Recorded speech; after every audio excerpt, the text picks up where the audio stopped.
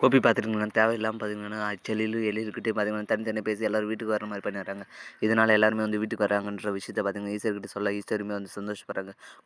பாக்கியவுமே பார்த்தீங்கன்னா, சந்தோஷப்பட்டாலுமே வந்துட்டு, ஐயோ! இப்போ இனிமேல் வந்துட்டு நான் நைட்டு ஃபுல்லா ஓடணுமே! என்னடா பண்றது? இதுக்கு முன்னாடி ஆனா கொஞ்ச நாள் தான் ரெஸ்ட் இருந்துச்சு. ஆனா இப்போ என்னடான்னா, காலைல நைட்டுன்னு சொல்லிட்டு 24 மணி நேரம் கிச்சன்லேயே இருக்கணும். அவங்களுக்காக எல்லா வேலையும் பார்த்து பார்த்து செய்யணும். அதுதான் கஷ்டமா இருக்கு. ஃபர்ஸ்ட்டு சின்ன வயசுல அது மாரி ஓட்டிருந்தேன். ஆனா இப்போ வயசாக வயசாக ஒண்ணும் முடிய என்ன பண்ணுறது? ஆனா அத்தையும் வந்து சும்மா இருக்க மாட்டாங்களே அப்படின்னு சொல்லி நினச்சு ரொம்ப ஃபீல் பண்ணிட்டுருக்கேன். இந்த விஷயத்த பார்த்தீங்கன்னா செல்விகிட்ட சொல்ல, ஆமாக்கா இனிமேல் பார்த்தீங்கன்னா நீ நைட் ஃபுல்லா ஓடிட்டே தான் இருக்கணும். இனிமேல் கிச்சனே தான் கதின்னு இருக்கணும் அப்படின்னு சொல்ல, என்னடா பண்ணுறது? அப்படின்ற மாரி 2 பேருமே வந்துட்டு ஃபீல் பண்ணி பேசிட்டு இருக்க மறுநாள் காலைல பார்த்தீங்கன்னா, சொன்ன மாரி எழிலும் செல்வினும் பார்த்தீங்கன்னா அவங்க ஃபேமிலியோட வீட்டுக்கு வந்துடுறாங்க. இதனால் பார்த்தீங்கன்னா ஃபேமிலியே சந்தோஷமா இருக்கு. பாக்கியாவும் பார்த்தீங்கன்னா ஓடி ஓடி எல்லா வேலையும் பார்த்தீங்கன்னா செஞ்சுட்டு இருக்காங்க. இதனால் பார்த்தீங்கன்னா வீட்டுக்கு வந்தது எல்லாருக்குமே வந்து சந்தோஷம் தான் அப்படின்ற மாரி நினச்சிட்டு இருக்கேன். கோபி பார்த்தீங்கன்னா போய் பாக்கிய கிட்ட எல்லாரும் வீட்டுக்கு வந்தது சந்தோஷமா? உனக்காக தான் நான் வர வச்சேன் அப்படின்ற மாரி சொல்ல, உங்கள யார் தேவையில்லாத வேலையெல்லாம் பார்க்க சொன்னது? நாங்க உங்ககிட்ட சொன்னா, இவங்கலாம் வீட்டுக்கு வந்தா தான் எனக்கு சந்தோஷம். நான் அதனால தான் வருத்தப்பட்டு இருக்கேன் அப்படின்னு, நீங்களே ஏங்க தேவையில்லாத இப்படி ஒரு முடிவு எடுத்துறீங்க அப்படின்னு சொல்லி, என்ன பேசுற பாக்கியா? நீ எல்லாரும் இப்ப வந்தனால நீ ரொம்ப சந்தோஷப்படுவ அப்படின்னு நான் நினச்சிட்டு இருக்கேன். நீ என்னடா இப்படி பேசுற அப்படின்னு சொல்ல, இப்ப தேவையில்லாத பிரச்சனையெல்லாம்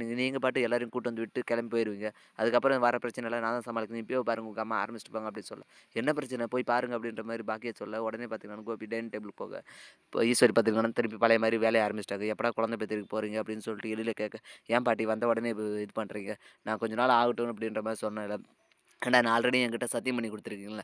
வீட்டுக்கு வந்தா பார்த்தீங்கன்னா, நீங்க 2 பேரும் உங்களுக்குன்னு ஒரு குழந்தைய பெத்து தரணும் அப்படின்ற மாரி. அப்படி இருக்கும்போது ஏன்டா இப்படியெல்லாம் பண்றீங்க அப்படின்னு சொல்லி. அதான் ஆல்ரெடி இருக்கால்ல ஒரு பாப்பா. அப்படி இருக்கும்போது ஏன்டா அது உன் ரத்த வழி பாப்பாவா? இல்லல்ல. உனக்கு வந்து ஒரு சொந்தமா ஒரு குழந்தை இருந்தா தான்டா எல்லாருக்குமே சந்தோஷம். அதுக்காக பிளான் தானே பண்ண சொல்றேன். ஏன்டா இப்படி நான் சொல்றத புரிஞ்சுக்க மாட்டேங்க அப்படின்னு சொல்லி பார்த்தீங்கன்னா, இல்ல இல்ல ஃபோர்ஸ் பண்ணேன். இத பார்த்து பார்த்தீங்கன்னா, என்னடா இது திருப்பி அத்தை இப்படி மாரி பண்றாங்களே அப்படின்னு சொல்லிட்டு எழில் கோச்சிக்கிறாங்க. ஆனா கோபி இருந்துட்டு, அம்மா இப்படி பண்றதுனால தான் பாக்கிய பார்த்தீங்கன்னா, எல்லாரும் தனித்தனியா இருந்தா தான் சந்தோஷமா இருக்குன்னு சொல்லி நினச்சிட்டு இருக்காளோ! நான் தான் தேவையில்லாத தப்பு பண்ணிட்டேனோ அப்படின்னு சொல்லிட்டு கோபியுமே பார்த்தீங்கன்னா ரொம்ப ஃபீல் பண்றாரு. இப்படி தான் வரப்போற எபிசோட் வந்து போப்போது. அடுத்து என்னலாம் இன்ட்ரெஸ்டிங்கா நடக்க போகுதுன்னு பொறுத்து தான் பார்க்கணும். மேலும் இது போன்ற அப்டேட்ஸ் தெரிந்து கொள்ள மறக்காம நம்ம சேனல சப்ஸ்கிரைப் பண்ணிருங்க. கூட பெல் பட்டன் அழுத்துங்க. அப்பதான் நான் போடுற ஒவ்வொரு வீடியோ உங்களுக்கு நோட்டிஃபிகேஷன் வரும். Thank you.